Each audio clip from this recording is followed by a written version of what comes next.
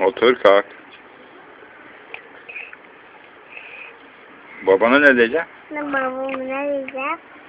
Deden fıçının içine mi soktu diyeceksin? Su nasıl? Sıcak mı?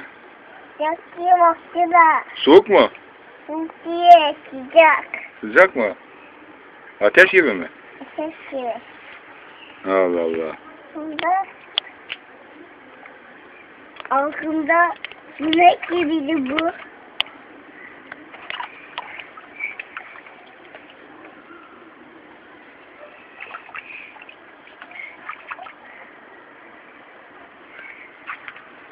Aklımda da Otur bakayım hadi. kulağı. Böyle yap bakayım kulağına. Böyle yap. Böyle. Böyle. Böyle çevir kulağını. Ha.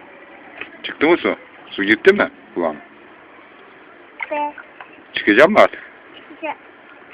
kulağından su gitmedi. Gitmedi mi? Çıkacak mı? Gitmeyeceğim. Oynayacak mı daha? Olmayacağım.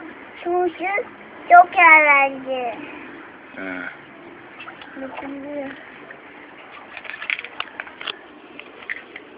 Aha ördek düştü. He. Oha. Ördek. Ördek. Ördekleri de etmişler. He. Kayık. Haydi kayık.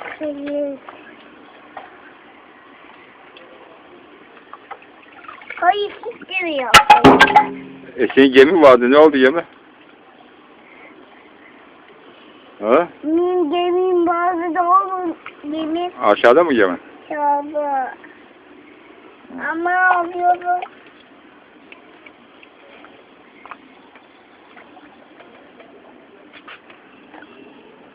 Ne kuyruğu da yiyecek.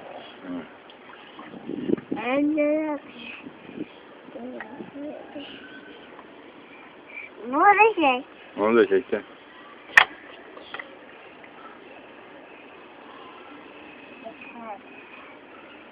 Bakayım orada biri. Bakayım orada. Dur şimdi çekiyorum.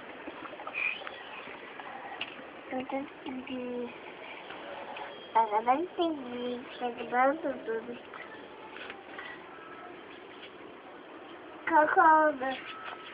Aa, pis yapmışsın sen. Kalk oradan. Kalk çabuk.